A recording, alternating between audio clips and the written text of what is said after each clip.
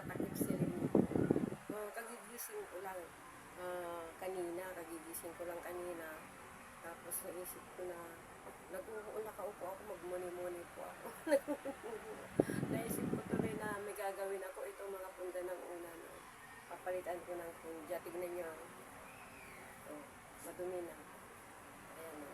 Kailangan po, pagtatlong araw na, kailangan po natin palitan ng pundya. Ayan.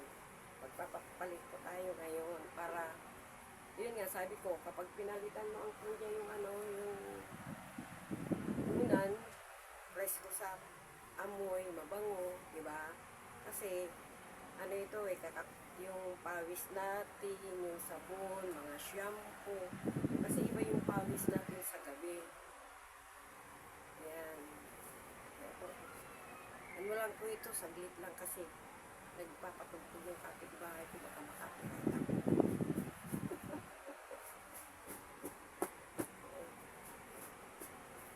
Baka makapiright ako. Nakakaya tuloy. Tapos ayusin lang po ito kasi ito yung bang kapok na na hindi naman siya purong hindi naman siya purong ano ba yun, cotton, yung bang kapasanglay sa Ilocano sa amin, kapasanglay. So ayan, napalitan na.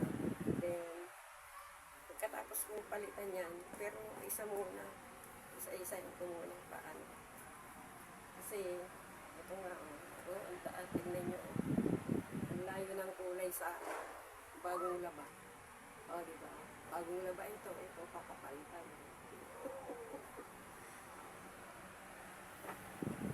Ano lang ito, katsa.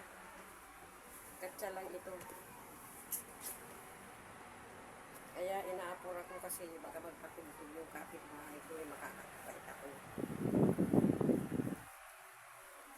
Yung iba kahapon, kaya hindi ako, yung iba yung kahapon nga pala, napalitan na. Kasi ito, mga ilang, isang dosena ito eh. Unan. Babasketball ka ako. Siyempre, yung mga pawis dito, nandito. Ito yung laman niya, ayan o. Kapok yan eh. Hindi naman purong yan, cotton. Diba? Malinis. Magbabasketball yung ito. Ito ang magandang laman ng ng una, yung ganito siya o. Yan, malambot. Tignan niya lang itsura niya o.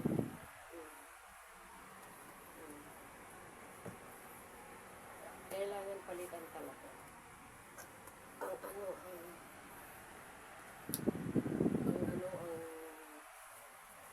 pundya. Ito ang tawag na sa pundya.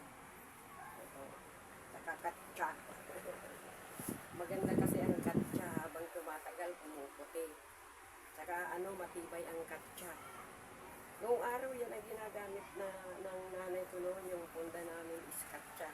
Tapos yung pinaka-laman ng pundya, yung yung kapasanglay sa amin, yung mahaba, kulay brown, yun na may buto-buto. Mahabang yun, mahabang puno ng kahoy yun.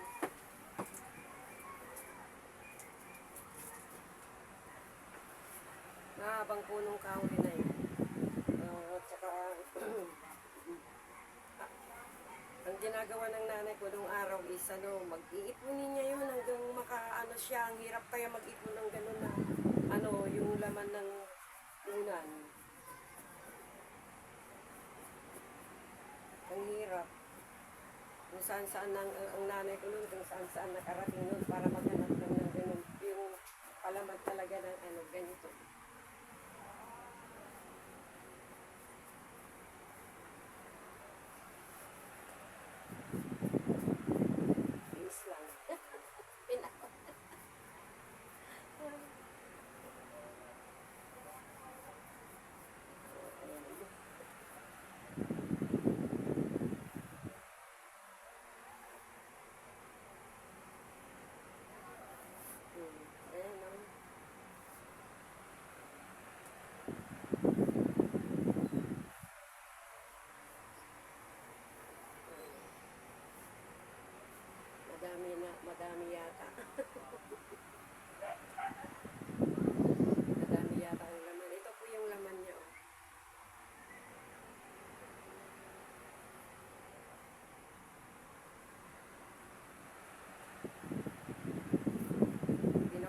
kasi masyadong marami.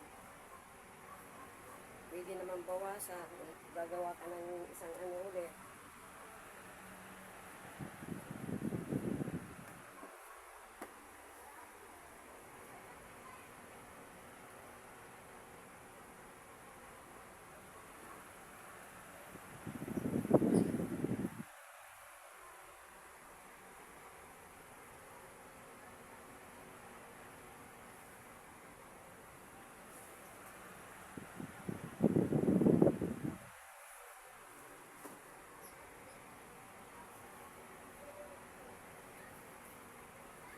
Ibababad ko ito. Ang ginagawa ko dito ay para madaling matanggal yung, kasi naranasan ko kasi na na yung bang, yung kapit na kapit yung mga sabon sa sabon, shampoo, pawis na naghahalo-halo dito. Halos ayaw bumula yung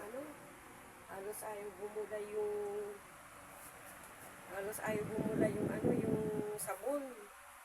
At saka makikita mo ang kulay niya yung ang kulay ng tubig kapag nilabahan mo, kinukuskus mo. Puti. Yung sabon yun, sabon sa katawan yun. O ngayon ito idadagdag ko dito kasi kulang, maliit. Ayan.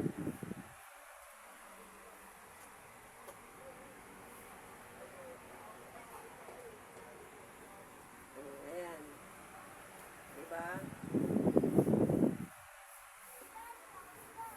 Yan ang ginagawa ko kapag malaki at maliit yung laman. Yun, dinadagdagan ko. Yung tinanggal ko kanina, dinagdag ko dito kasi makaba ito. Diba? Remedyo lang yun.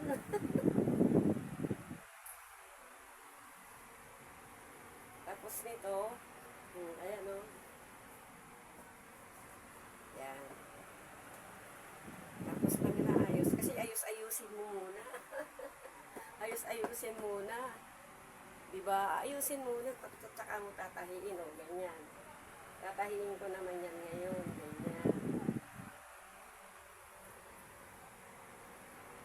Siguro mga medyo mahaba-haba ito. Kung hindi 50 minutes, 20 minutes. Kasi tatahiin ko pa.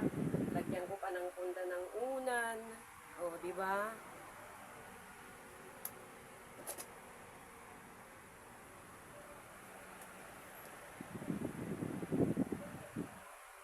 Pumulupot ito sa hinigop ng ventilador ito. Pumulupot doon sa may profile. Sa propeller niya. Ayan o, ayan. Bali, tatahiin na natin ito. Single lang pero double naman yung ginawa ko eh. Double siya. Single na tahi, pero double naman, dinoble ko yung yung sinulit. Ayan. Saglit lang ito. Kaya lang, kwento muna. Nagkukwento nga ako eh. Oh. Kayo mga tulad kong tulad kong parents, kapag wala kayong ginagawa, tignan din natin yung mga punta ng unan natin, amoy-amoyin natin, yung mabango ba o amoy laway. Diba? Kung mabango ba yung laway natin, when we wake up in the morning, if our mouth is, if you yawn, if it's good smell or bad smell, bad breath in the morning. That is why I changed this pillowcase. Because of the smell. Sting.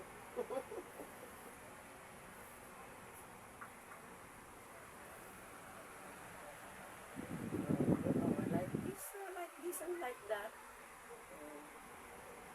Kaya lang medyo mabagal. Ito po yung ginagawa ko. This is the way if I I have no work at home like right now. Uh, I changed the pillowcase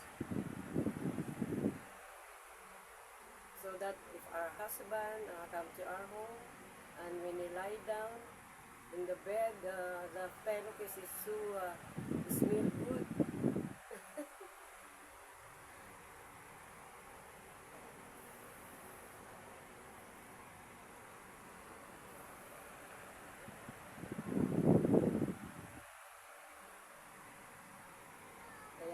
Kaya inaabura ko kasi mamaya magpakatugtog yung mga kapitbahay. Hirap magpa-copyright. Kapag na-copyright ka, siyempre, ma-delete yun ni YT. Di bali ng background mo is motor, like that, motor. That is a original music background. Sounds of motor, the bark of barking dog, meow meow cat.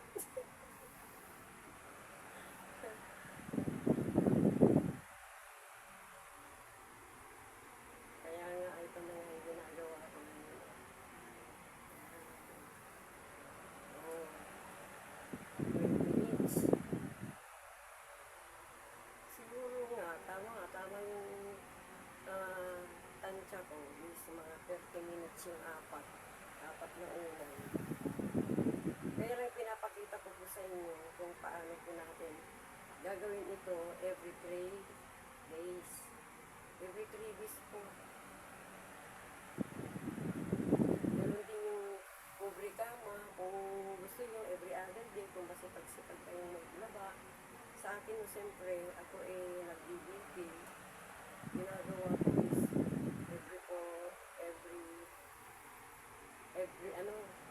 every 4 days. Kaya ang hirap din ng ang ginagawa ko sa bahay. Tinitignan ko lahat. Kaya yung mga kurtina kanina hapon, palit ko ako ng kurtina. Hindi ko na lang pinakita sa inyo na naglaba ako kahapon kasi marami akong nilabahan. Live sana yun, kaya lang iisa lang kasi ang cellphone ko, kaya yun lang. Live sana yun. Siyempre, basa ang kamay ko. Iniingatan ko naman itong cellphone ko, nag-iisa lang. Kaya yun, hindi na ako nag-live yan.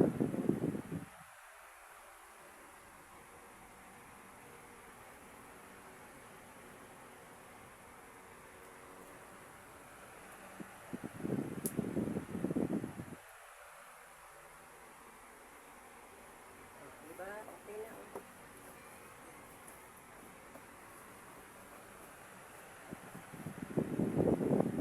Tapos nito, after this, then lalagyan siya ng pillowcase. I put the pillowcase inside. I put the pillow inside the pillowcase. Ang galing talaga. Oh, just like that.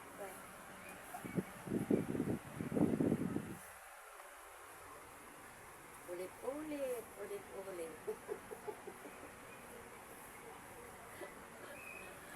Story without sabi nga nun sa Tagalog pala, kwento, wala kwenta.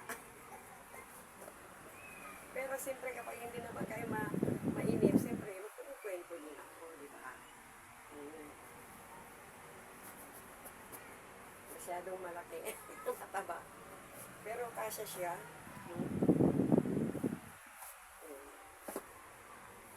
Kasya po siya, kasya. Wala. Diba?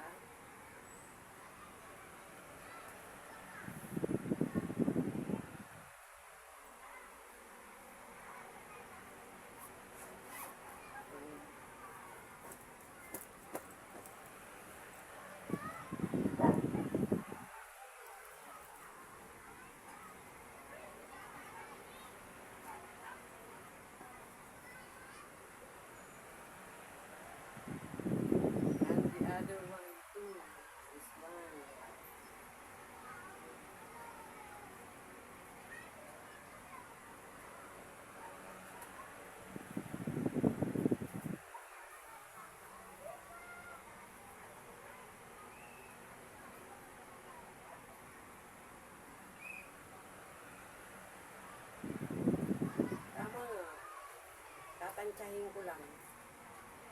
Yung apat, mga 15 minutes. Mga 30 minutes, ganun, di ba? Mm. Kanina, ang init. Napakainit. Tsaka ang tagal na itong sipon na to. Ang init kanina. May bago na naman tayong paparating na bagyo, hindi pa pinangalanan. Pag pinangalanan, sasabihin ko.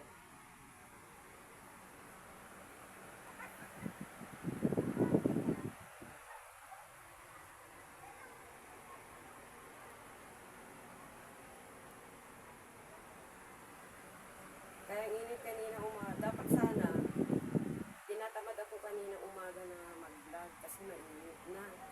Paakyat sana ako sa taas. Titignan ko na naman yung traffic update na naman natin. Sa taas ng footbridge. Alam nyo naman, hanggang doon lang ako, footbridge. Minsan sa simbahan lang.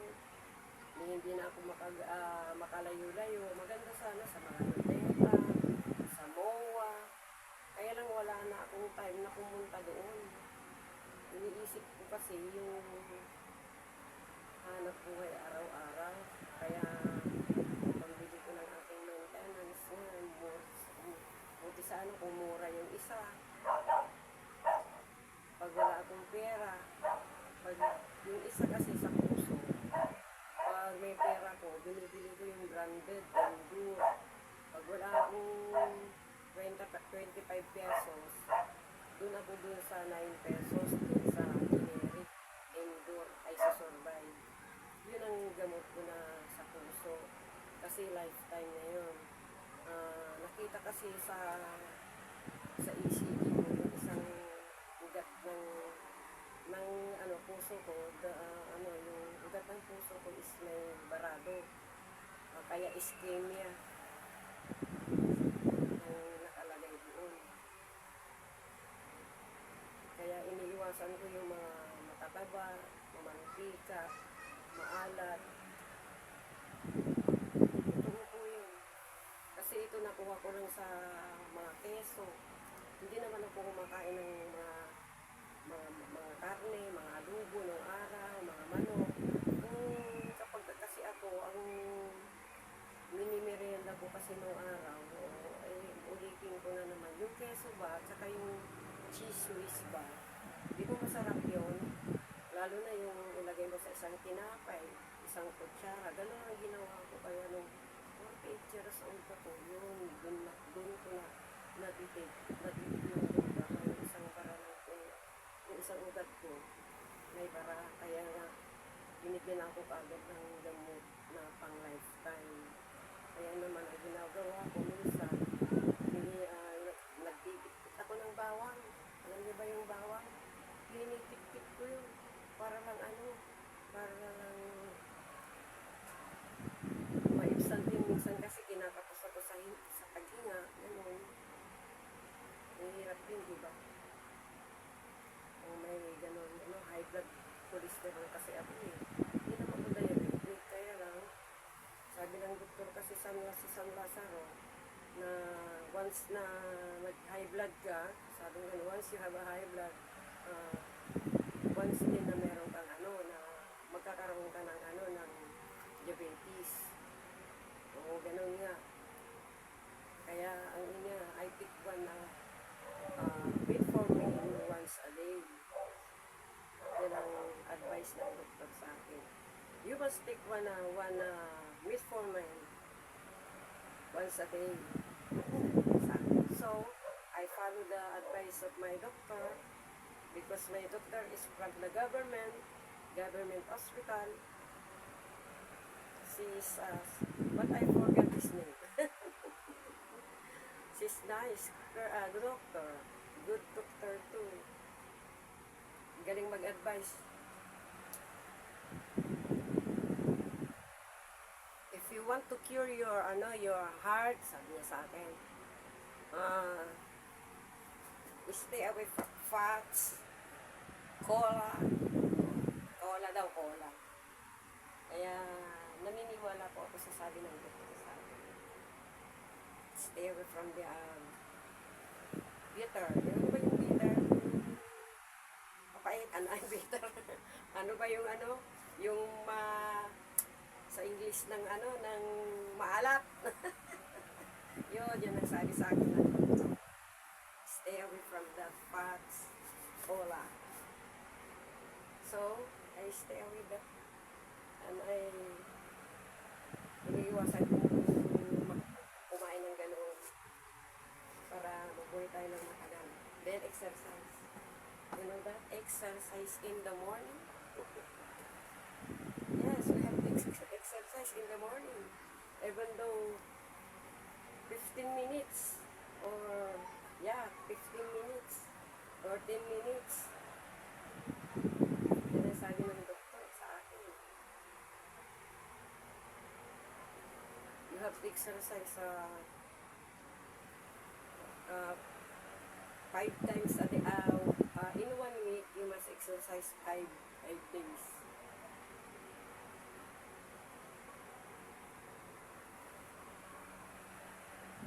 Ay, 5 days pala. Kaya nga, ingat-ingat po tayo sa ating mga health. Lalo na tayo, health conscious tayo, mahirap din. No? Health conscious po tayo. Then, gulay-gulay. Then, you must eat vegetables. And then, not only vegetables, but you need to eat fish like sinigang, nilaga, like that. If you want to eat meat, just twice a week.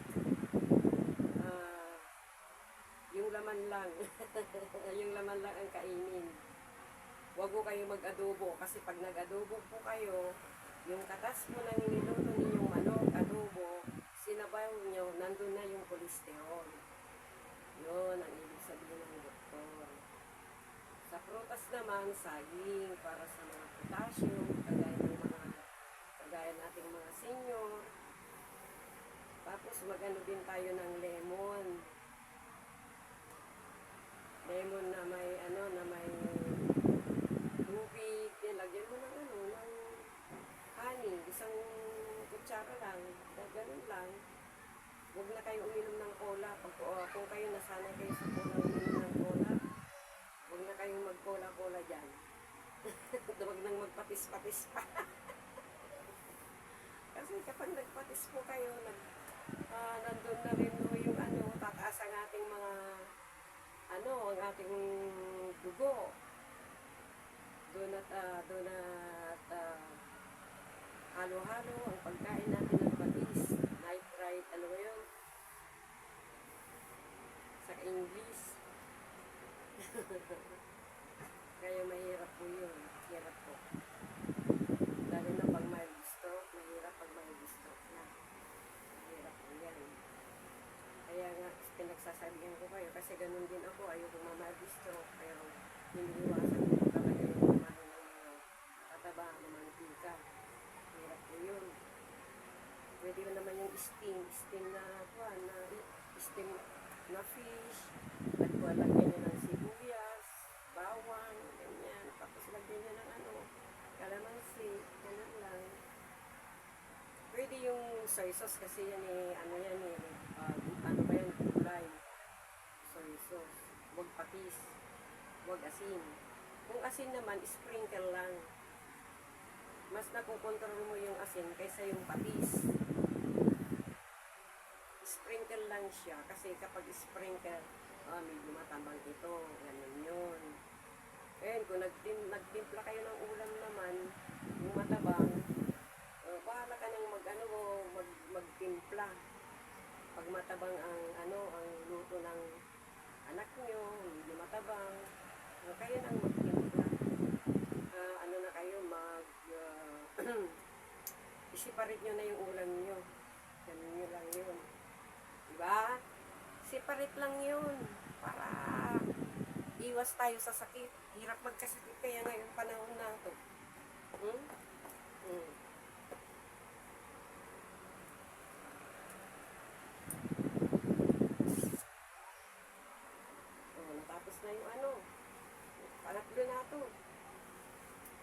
almost done. Almost done. Anong oras na ba? Oh, 26 minutes na lang. Baka pwede ko pang ano yung isa. May habol. Habol-habol. Ano? Habol-habol tayo. O, ayan. Ito pa yung isa. Ah, may habol pa. Pwede pa.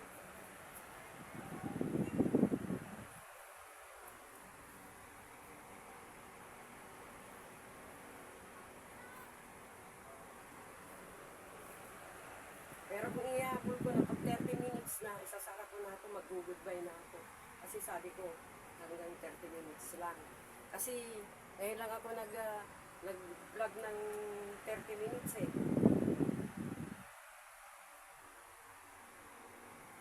So, 27 na lang, 27 minutes lang.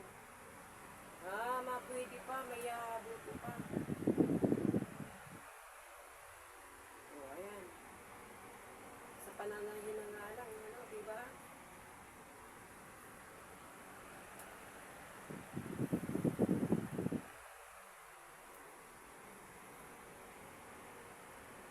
Pero at least, nakapag-vlog ako sa araw na ito. Masisiro sana ako kasi kaninang umaga, kung doon naman ako nag-aapura, nasabit naman oh. Kaninang umaga talaga yung bang sa init, tinatamad ako. Kasi nga, ang hirap ng may sipon na naarawang ka ba, ganun. Meron nga akong abungot. Meron ka naman abungot, o, di ba?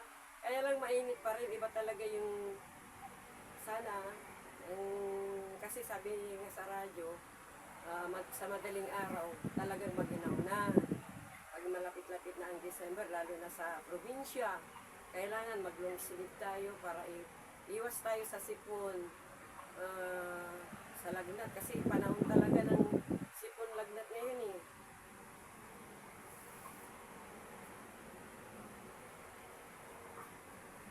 Kaya ingat-ingat po tayo, lalo tayo mga senior kasi nandiyan ang pneumonia.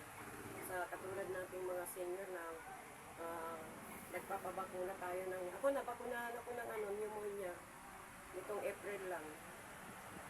Yung sa may center. Sa center namin ng Santa Monica. Bawal ang ma-hive, ang bawal naman ang may sipon, high blood, hindi kayo injeksyonan. Salamat naman sa Panginoon na wala akong sipon, hindi mataas ang BP ko. Kaya nagpapasalamat din po ako. Pangalawang ko na ito ng pneumonia. Kasi yung 5 years nung si Digong, libre. Walang bayad. Doon sa may sa Tondo Complex. Sa Tondo Complex po ako. O, ayan tamang-tama 30 minutes sa ating pagpapalit ng ng ayan 29 minutes na lang, seconds na lang, seconds lang.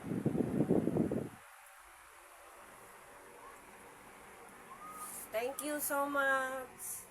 Maraming salamat po sa pakinig ninyo ng aking kwento. Walang katapusang kwento. See you next year sa another na naman po tayo kapag naggawa po ako ng ganito. Ayan, Tamang-tama, 30 minutes and 18 seconds. Ito po, tapos na. Ayan. Ito po siya. Ayan. Ayan na siya. Look at this. Tingnan po ninyo, diba? Tapos na, ayan Bye-bye. See you in my next video. Please subscribe, likes, and share.